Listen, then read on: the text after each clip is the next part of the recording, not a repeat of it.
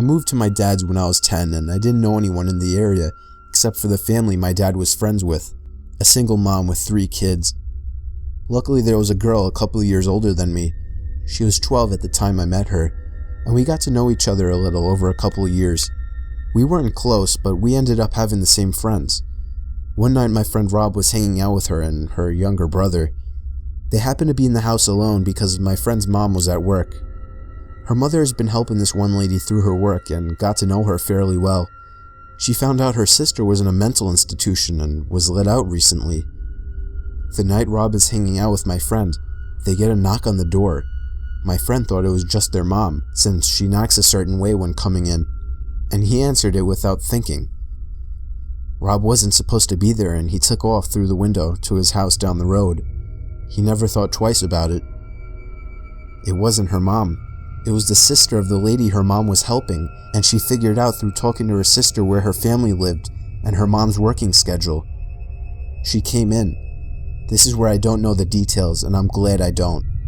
My friend's younger brother got away to the neighbor's house to call the police. The lady brutally murdered my friend a week from Christmas, decapitated her, and left her body naked in a bathtub. She even hid her head. They had to look through the presents, and I don't know where they found it. But they did. I wasn't allowed to go to her funeral. It happened to my wife's grandmother about 15 years ago while we were still dating. Her husband had just passed away about a year previously, but she'd been going down to the library and volunteering. It was exercise and socialization. This was in the winter, so her walk back was while it was getting dark. The library closed at 5 and there was some extra stuff to do before everyone actually left. And on this particular night, she turned down a ride from another volunteer because she needed to stay in shape. The house is about a mile away through some lightly wooded area in South Texas, and as she's about halfway home, she notices someone behind her.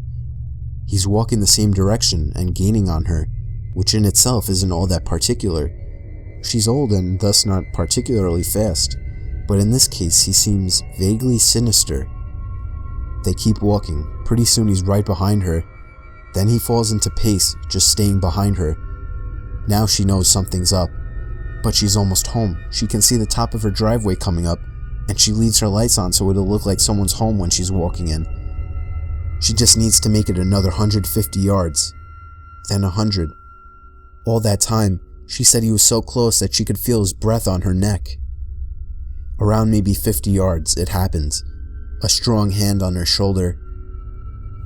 "Okay, bitch, don't turn around and hand over your purse or I'll cut you." She stops for a second, then takes one big step forward, turns and shoots the guy in the neck with the .38 she keeps in her purse. The guy spent the next 5 years in a prison hospital before he died of complications. My wife's grandmother passed last year, but up to the end, she lamented that she pulled the trigger too soon. When I was young, I'd say 8 to 11-ish, my sister, whom is 7 years older, would babysit when my parents were out.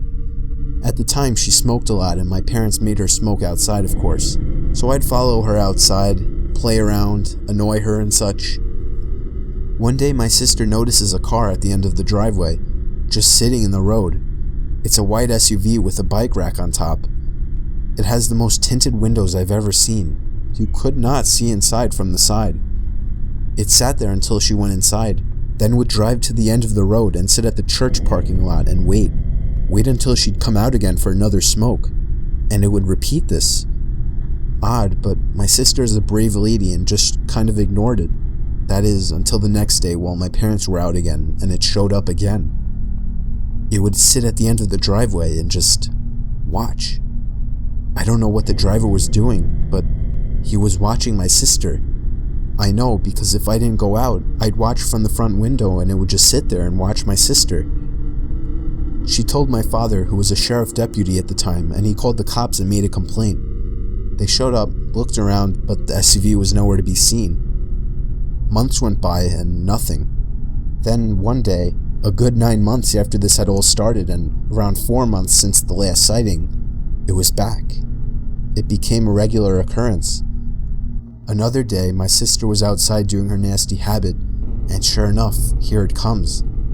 This time we were all alone as usual, and she decides she has had enough. She tells me to stay in the carport and she's gonna go confront them. She starts walking toward the SUV, and halfway down the driveway, she would later remark to us, "I felt utter terror, like I knew if I went any further, I was dead. I was paralyzed by pure fear." She turned around and went inside. Finally, the family car was in the shop for some kind of issue, so we were all stuck home for the night. While my parents are home, my sister goes outside to smoke. I go outside with her, and eventually the SUV shows up. She tells me to run inside and tell my father, and I do. My dad promptly gets his gun and starts briskly walking down the driveway with it in hand, in the direction of the SUV, but not leveled towards it. The SUV floored it down the road and peeled out onto the nearby large highway. My dad, being a cop, noted the year and model and distinguishing features. The scariest thing, the license plate had been covered in duct tape. We never saw it again. I was just 4 or 5 years old and my parents had just separated. My mom was living in a 2-bedroom apartment. I had my own room, but I preferred to sleep in her bed whenever I was staying with her. Our 2 bedrooms were at the end of the hallway, directly across from each other. Our apartment was on the first floor, and I remember that it was in the middle of the summer, and my mom had a window open in her room, which was directly behind the bed above the headboard. Anyways, I woke up in the middle of the night and remember sitting up and seeing that our cat was sitting in the doorframe of my mom's room. I should note her door was open and you could partially see into my bedroom. This was strange because our cat was typically always in bed with us. As I was watching him, he walked into my bedroom and meowed. I turned to face my mom and woke her up. In the 3 or 4 seconds it took me to wake her up and ask me what was wrong, we both looked back up at the doorframe, and there was a man standing by my open door, making his way out of the bedroom. I still don't know how she managed to do it so quickly, but my mother proceeded to pick me up and literally throw me out of the screen window. She quickly followed and we were able to start screaming for help and someone called 911. The police came but didn't see any signs of forced entry, only that our front door was unlocked, which led them to believe that the man must have exited that way. The strange thing was that my mom swore up and down that she had locked the door that night with the deadbolt and chain lock. About a week later, she was cleaning the kitchen and opened up our water heater closet and found a notebook with names and drawings, as well as a pair of gloves and some gum wrappers. The police were called again, but all they could do was speculate that the man had been in our house and hid until we were asleep. One day while doing my laundry, one of the lights blew out in my basement. My basement is set up so that the laundry room is split up from the other side of the basement with a wall and a door. In order to get upstairs, you have to exit the laundry room and go through the other part of the basement. So the light blew in the other part, not the laundry room. As it was the only light on that side, it was pretty dark. I finished the laundry I had to do while dreading the walk through the dark basement. I exit the laundry room, get halfway through the basement, and I hear a loud cackle. Imagine a sound people make when they imitate a witch. Take that and imagine the witch had been smoking for 50 years, making her voice deeper and hoarser. That's what I heard, clear as day, right behind me. I didn't hesitate to bolt for the stairs. I waited until my father got home and then changed the bulb. I have yet to hear that cackle since, and I have not told a single person in the house about it. This happened to a friend of mine. She told me about it about a year or so ago. We'll call her Minji. Minji is in her late 20s and works as an English tutor in South Korea. One evening, a few years ago, she was tutoring a high school boy. They were up studying pretty late and the buses stopped running. Being a long way from his house, the boy asked if he could crash on her floor overnight and get the first bus in the morning. Minji was very reluctant because inviting a teenage male student to stay the night didn't sound like a great idea, but he was begging her and eventually she relented. They went back into her one-room apartment and she got into the bed while he laid a blanket out on the floor and they both fell asleep. A few hours later, at maybe 2 a.m., the boy wakes Minji up. "I'm really hungry," he says. "Let's go get some food." Minji opens her eyes and looks up at him in disbelief. "Food? Now? It's 2 a.m., go back to bed." But the student insists. "No, I'm so hungry, let's eat something now." She tells him that there's some ramen in the kitchen and he could fix himself some. This doesn't satisfy him. He doesn't want ramen. "There's a 24-hour place just down the road. Let's go there." Eventually, after several minutes of persuasion, the boy gets Minji to come with him to the restaurant. They leave the apartment and head out. As soon as they're on the street, the boy turns to Minji and says, "I'm not hungry. I woke up in the middle of the night and looked under your bed. There's a man sleeping there." They call the police and discover that a homeless man had been living in Minji's apartment, sleeping under the bed for 2 months. The boy only saw him because he was lying on the floor, so he had a clear view under the bed. I was driving a shortcut from 29 Palms, California to Albuquerque, New Mexico. 29 Palms is located in the desolate high desert east of LA. The shortcut was all 2-lane road through total nothingness, except for a passing through Amboy. Amboy is a nearly abandoned town nearly as far below sea level as Death Valley. So I was driving by myself in the afternoon and proceeded to drive up into the mountain range between Amboy and I-40. Once I reached the top, I'm driving north through a canyon with high grass on both sides of the road. Up ahead I see some stuff in the middle of the road. As I approach, I slow down to see a red Pontiac Fiero stopped sideways across both lanes. A suitcase open with clothes scattered everywhere and 2 bodies laying face down in the road, a man and a woman. I stop 100 feet or so away, and the hair on the back of my neck is standing up. Being a Marine, I reach under the seat and pull out a 9mm pistol and chamber a round. Something seemed very wrong. It looked too perfect, as if it were staged. An ambush? Something was just wrong. As I scanned the road, I saw a line I could drive. Past the guy in the road on his left, swerve to the right of the woman, behind the Fiero, and I'd be on the other side. I dropped it into first gear, punched it down, and drove the line I planned. I passed the back of the Fiero without hitting it, or either of the bodies in the road. I continued forward a couple of 100 feet and slowed down, so I could breathe and let my heart slow down. As I looked up into the rear view mirror, I saw that the 2 bodies had gotten up to their knees, and 20 or so people emerged from the tall grass on either side of the road by the car and bodies. At that moment, my right foot smashed the gas pedal to the floor and did not let up until I had to slow down for the I-40 East on-ramp. I will never know what would have happened to me had I gotten out of the car to check on the bodies or stopped my car closer to them.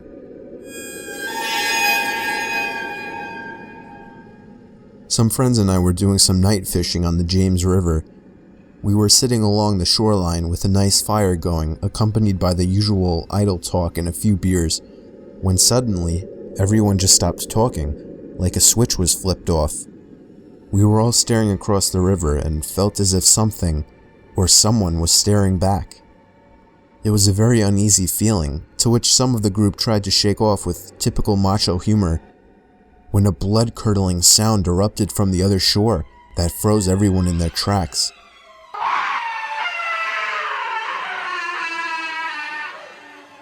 The sound was unlike any other that I had ever heard, and it made every hair on my body vibrate and tingle. The only way I could describe it is it sounded like a wild person with no language skills being gutted alive. No words, just this high-pitched, blood-curdling scream. Nobody moved or said a word. We all just sat there fixed in our stare, when just as suddenly, a second scream was let loose with even more force than the first.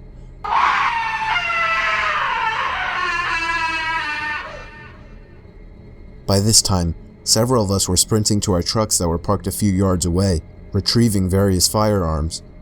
When we got back, we all sat there quietly, with our eyes fixed staring toward the opposite shore, watching the light from our fire reflecting off the rocks. We sat there waiting for another scream, or something to move on the other side of the river. Finally, a third scream came just as suddenly, but this time, it was on our side of the river, coming from the bushes about a yard away.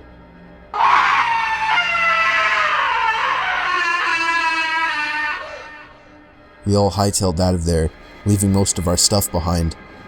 When we got to our trucks, we heard the scream one more time, just beyond the tree line. We all floored it the hell away from there and never found out what was making the sounds.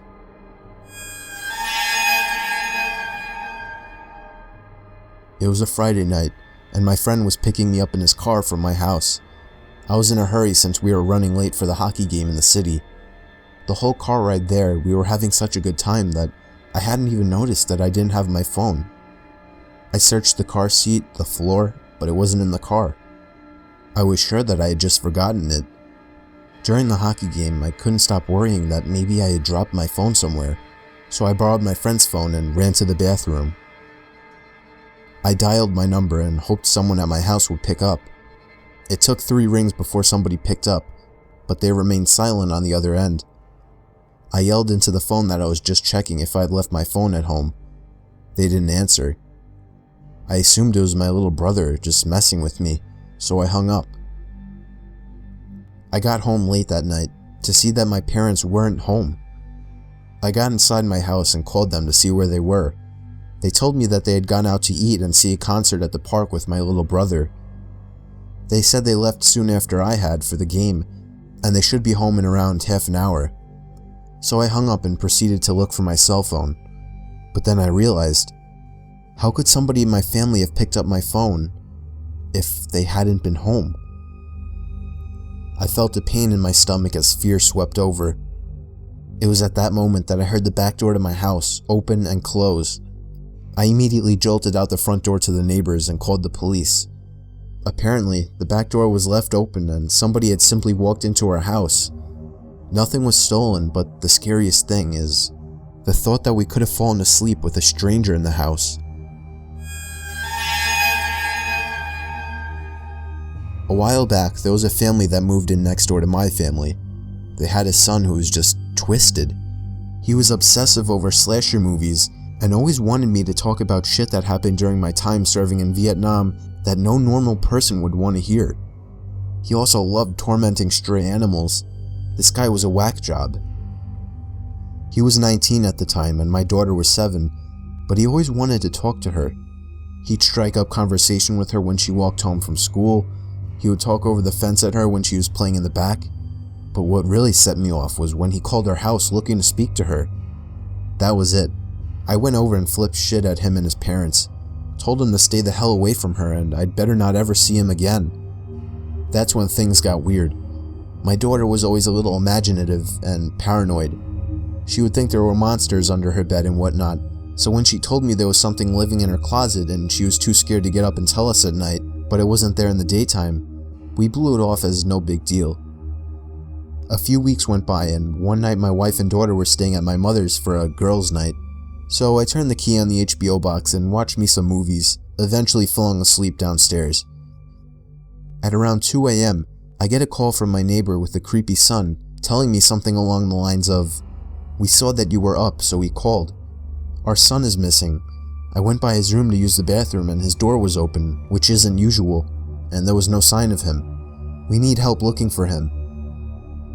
The phone call woke me up though. I wasn't up. So I asked why they thought I was. "Oh, we saw you walking around upstairs and the light is on." My blood ran cold as ice. I'd been passed out on the couch and I know no one turned any lights on. I hung up on them, ran outside to my truck to grab my shotgun, but noticed the sheriff pulling up to my neighbor's house by this point. I booked it over and told him there was someone in my house, and now I could see the lights in my daughter's room were on, and there was a silhouette pacing back and forth. When the deputies went in, they found the neighbor boy there waiting in my daughter's room with a nice little setup in her closet.